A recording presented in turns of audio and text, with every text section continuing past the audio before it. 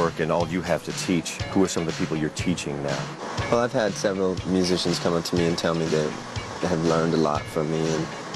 In the world of pop music, few figures are as iconic, enigmatic, and uncompromising as Prince Rogers Nelson. Known for his flamboyant fashion, genre-defying sound, and legendary work ethic, Prince wasn't just another superstar, he was a visionary who demanded musical excellence in its purest form. But what many fans don't know is that behind the purple curtain of his dazzling career lurked a darker, more controversial side to his genius, an unapologetic disdain for certain fellow artists, who he believed diluted or disrespected the very essence of music.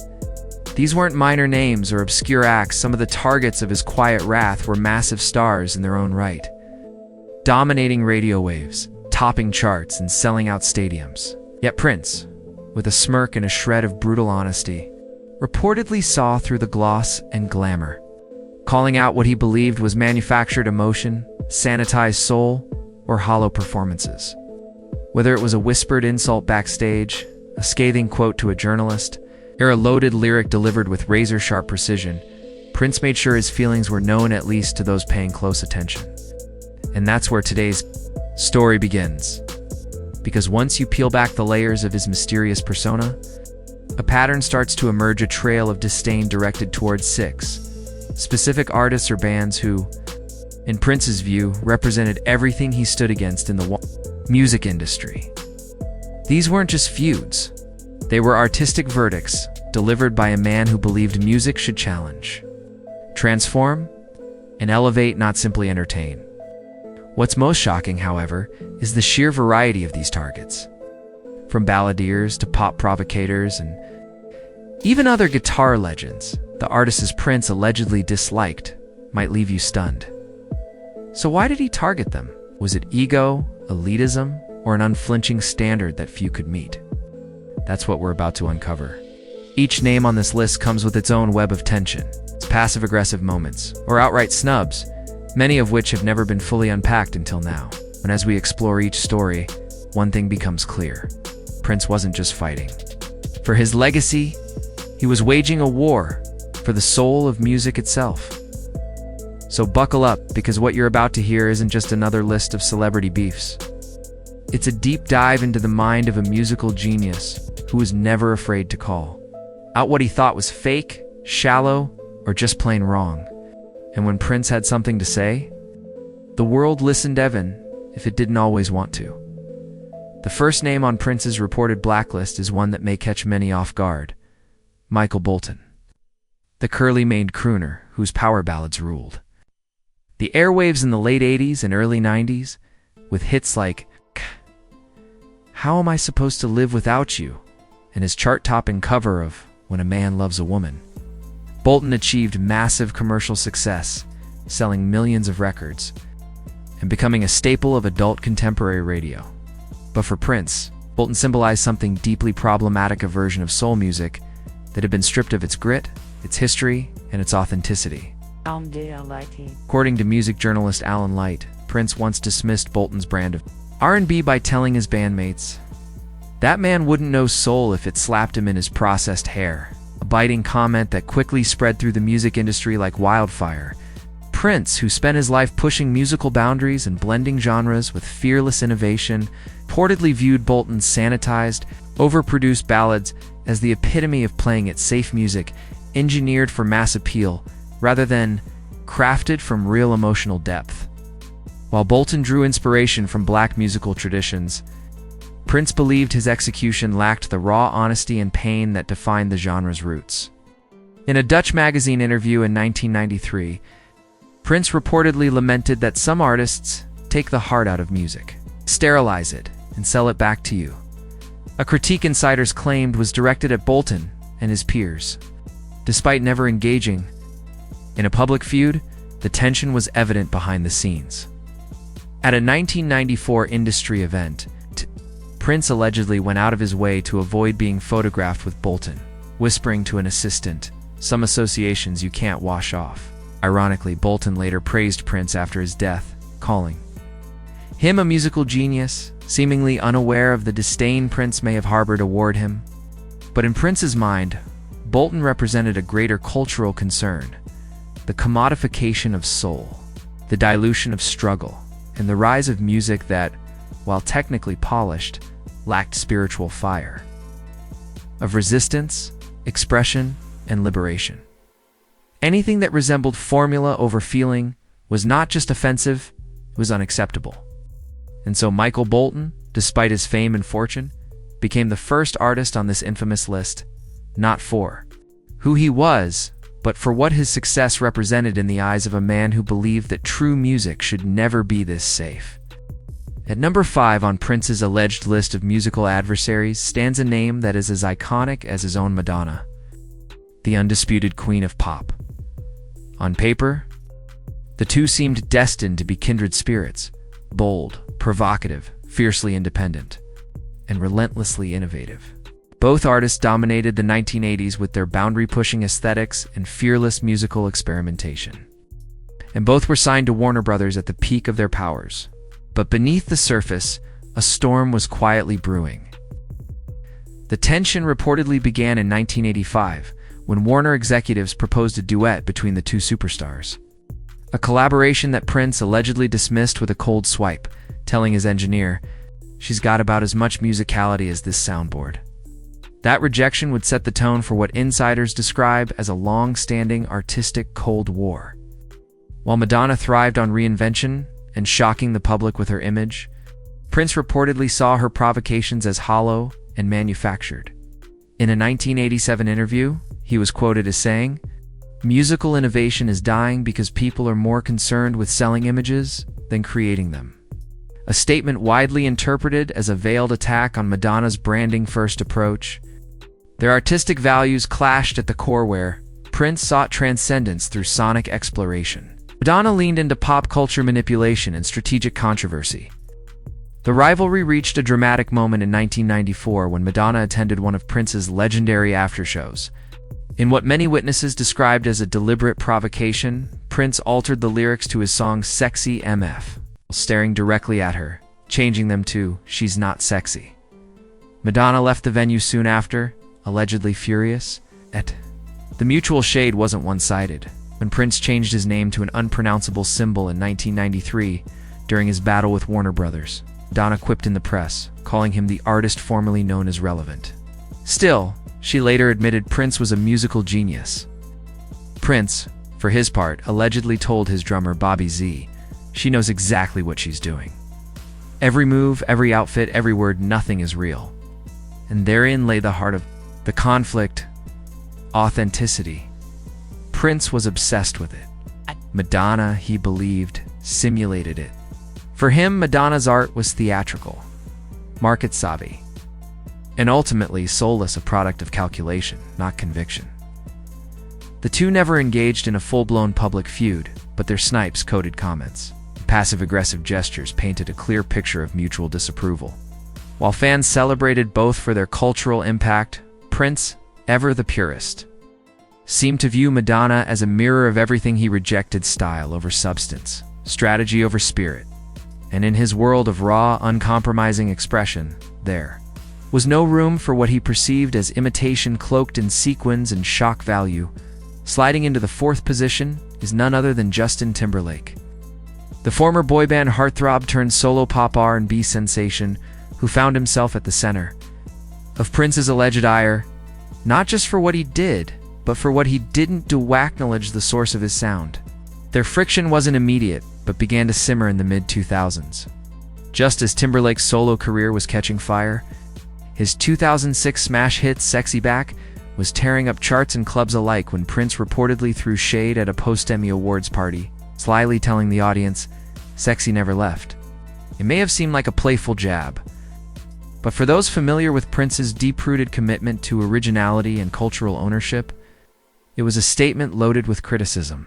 To Prince, Timberlake's music, particularly his debut album, Justified, is heavily influenced by the Neptunes and Timberland. It's dripping with echoes of the Minneapolis sound Prince had pioneered decades earlier. But while the grooves were reminiscent, the credit was not. Prince allegedly vented to producer Jimmy Jam, saying, "Hey, he's taking my whole vibe and not even acknowledging where it came from." pointing to a growing frustration over what he viewed as cultural appropriation without appreciation. Things escalated further in 2007 when Timberlake responded in his track, "Give It To Me," rapping, "If sexy never left, then why's everybody on my stuff?" A not-so-subtle clapback that only deepened the divide. Prince's response wasn't lyrical, but symbolic. He turned down an offer to appear in Timberlake's music video and distanced himself from any association with the pop star. The tipping point reportedly came at the 2007 Golden Globes, where Timberlake, in an attempt at humor, crouched down while presenting an award, mocking Prince's famously short stature. What was meant as a joke struck a nerve. "Some things you don't joke about," Prince reportedly told a band member afterward, clearly taking the remark as an insult rather than lighthearted fun. The relationship, already strained, was effectively broken. And yet in 2018, Timberlake performed a tribute to Prince during the Super Bowl halftime show in Prince's hometown of Minneapolis, no less a move that many fans found tone. Given their history, critics slammed the tribute as disingenuous, arguing that Prince, who famously rejected posthumous holograms and superficial homage, would never have approved. This alleged rivalry was never about personal dislike alone. It reflected a deeper tension in Prince's worldview. He wasn't merely judging Timberlake for borrowing his sound, but for failing to honor its origins. In Prince's universe, innovation demanded not just creativity, but respect for the roots, for the culture, and for the artists who laid the foundation. And in his eyes, Timberlake's sleek, radio-friendly success came at the cost of authenticity and gratitude, making him one of the most glaring offenders in Prince's silent war against artistic shortcuts and stolen style, occupying the third slot in Prince's alleged hall of musical disapproval is Maroon 5. The polished pop-rock band led by Adam Levine that once drew the Purple One's ire for daring to cover one of his most iconic tracks, Kiss. Originally released in 1986, Kiss was a masterclass in minimalism. Funky, stripped down, and brilliantly bare bones.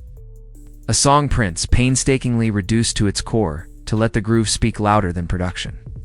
But when Maroon 5 released their version of Kiss in 2012, as part of the overexposed album sessions, they unknowingly stepped into sacred territory and trampled over it with glossy guitars and heavy layering, according to a former Paisley Park engineer. When Prince first heard their cover, his response was scathing and swift. They took all the spaces out of the music. The spaces are as important as the notes. That wasn't just a critique of arrangement, it was a philosophical statement. Prince believed music had to breathe, to allow tension and silence to play their role alongside melody and rhythm. Maroon 5's rendition, didn't honor the spirit of the original. It smothered it with commercial varnish. Things got worse when Levine, in a radio interview, claimed that Prince had given his blessing for the cover. Prince's former manager, Albert Magnoli, quickly debunked this, stating that Prince immediately called to say, "I never approved anything. They never reached out." The false attribution reportedly enraged Prince so much that he briefly considered taking legal action, but ultimately decided the battle wasn't worth the energy. Still, the damage had been done. At a small club performance in 2013, Prince introduced Kiss with a pointed jab. Some songs don't need to be covered. Some songs need to be undressed, not dressed up. Those in the audience familiar with the controversy understood the target hand. It wasn't subtle. The issue wasn't just about one cover song. It was about principle. Prince saw Kiss as a spiritual transmission, something too delicate and intentional to be repackaged. For Top 40 Radio, Maroon 5's version, to him, represented the broader problem with modern pop: production over purpose, mimicry over mastery. Prince didn't just dislike the sound, they had misunderstood the soul. And in the world of an artist who spent his life redefining the boundaries of what music could be, that kind of misinterpretation wasn't just offensive, it was unforgivable. For Prince, the groove wasn't something you added layers to. It was something you uncovered by peeling them away. And anyone who didn't get that, no matter how successful or talented, simply didn't belong in his musical lineage. Coming in at number 2 on Prince's notorious list is the Black Eyed Peas, a group whose meteoric rise in the late 2000s with party anthems and high-octane dance tracks came to symbolize everything Prince loathed about the digital age music industry. The alleged disdain reportedly began around 2009 when Prince attended a high-profile industry event where Will.I.am was DJing and left the venue after barely 10 minutes. According to an insider, Prince curtly remarked, "That's not music. That's a marketing meeting. It wasn't just a burn it. It was a condemnation of what Prince saw as the artificial, soulless direction modern pop had taken." The Ps, with their aggressive use of auto-tune, EDM influences, and catchy hooks, may have been topping charts globally, but to Prince, it all sounded manufactured precision, engineered. For maximum profit, with minimum authenticity, in a 2010 interview, Prince reportedly emphasized, "Music isn't supposed to be perfect. It's supposed to make you feel something." He didn't mention the Ps directly, but many fans and critics connected the dots when he added, "When you quantize everything and auto-tune the soul out of it, what are you left with? Plastic." That statement resonated deeply, especially given the rise of hyper-edited synthetic pop music. The rivalry escalated when both acts were connected to the Super Bowl halftime show. Prince had delivered his rain-soaked legendary performance in 2007, and the Ps were scheduled for 2011. When NFL producers arranged a promo shoot featuring past and future performers, Prince flat-out refused to participate, a silent yet powerful rebuke. He later told his band, "The new power generation. Some people make music, some people manufacture it. One will last forever, the other has an expiration date." It was a brutal assessment that placed the Black Eyed Peas firmly in the latter category. Prince's alleged disdain wasn't rooted in personal animosity. It was philosophical. He saw the Ps not as artists, but as marketers in disguise, repackaging beats and catchphrases in pursuit of virality rather than meaning. And in Prince's world, where every note was sacred and every lyric had weight, that kind of music wasn't just disappointing, it was dangerous. It threatened to reduce the art form he had dedicated his life to into nothing more than background noise for brand endorsements and algorithmic playlists. And for a man who believed music should change lives, not just trends, that was an unforgivable betrayal of the craft. Asterisk taking the #1 spot, and perhaps the most shocking name on this list is Eric Clapton, a legendary guitarist revered by millions and celebrated as one of the most technically proficient musicians of all time. But for Prince, Clapton's virtuosity meant little when compared to emotional impact, originality, and spiritual depth. Their alleged feud traces back to 1985, when Clapton reportedly dismissed Prince in an interview as all flash and no substance, suggesting that real blues couldn't be faked, it had to be lived. That comment made its way back to Prince, and according to longtime tour manager Alan Leeds, the sting never left him. While Clapton represented tradition, the blues, and reverence, for musical history, Prince symbolized rebellion, futurism, and the collision of genres. The two couldn't have been more different in their approach to the guitar. Clapton worshipped his, while Prince, in his own words, made his guitar worship him. Tension reached a dramatic crescendo at the 2004 Rock and Roll Hall of Fame induction, when Prince took the stage alongside Tom Petty and others to perform While My Guitar Gently Weeps. His blistering solo stole the show, and when he flung his guitar into the air at the end, without ever watching it land, fans interpreted it as a direct challenge to Clapton and the old guard. According to Sheila E., Prince said before the performance, "Tonight they'll know I don't just wear purple, I play it." The rivalry deepened in 2009 when Prince told a guitar magazine, "Some people worship their guitars, I make mine worship me," a thinly veiled jab at Clapton's idolized status. And in 2010, when asked directly about Clapton in a rare interview, Prince responded with a dagger disguised as a question. "He's technically proficient, sure, but has he ever made you dance? Has he ever made you want to change your name or question your sexuality?" That comment encapsulated everything Prince believed about music. Hit wasn't just sound, it was transformation.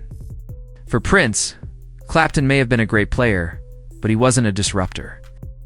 And in a world where Prince defined greatness not by precision, but by impact, Clapton's clean solos and blues purity felt more like museum pieces than revolution.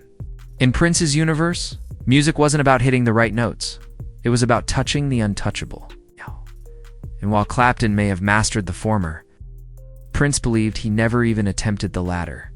Asterisk looking at this controversial list of artists, ranging from soft rock crooners to pop juggernauts, and even fellow guitar gods. It's tempting to dismiss Prince's judgments as petty rivalries or artistic jealousy, but to do so would miss the deeper message embedded in every snub, every whispered jab, and every pointed lyric. Prince wasn't just critiquing individuals. He was waging war against a system he believed was slowly eroding the soul of music. His standards were impossibly high, not because he sought perfection, but because he demanded truth. In a world increasingly dominated by algorithms, image consultants, and polished veneers, Prince stood as a defiant prophet of artistic purity. He believed music should move you, shake you, challenge you, not just sell you something. And anyone who, in his view, prioritized profits over passion or aesthetics over authenticity earned his silent wrath. Whether it was Michael Bolton's sterilized soul, Madonna's calculated reinventions, or Clapton's tradition-clinging blues, Prince reacted not with envy, but with disappointment that the power of music was being diluted by those who didn't treat it as the sacred force he knew it to be. His critiques, though biting, came from a place of devotion. To Prince, music was a spiritual act, a revolution in rhythm, a cosmic conversation. And if you weren't speaking that same language, your sound was too safe, your lyrics too lazy, or your success too synthetic, then you weren't just making bad music, you were committing a kind of artistic betrayal. And for that, you earned the disapproval of a man who in the end may have loved music more fiercely than anyone else alive.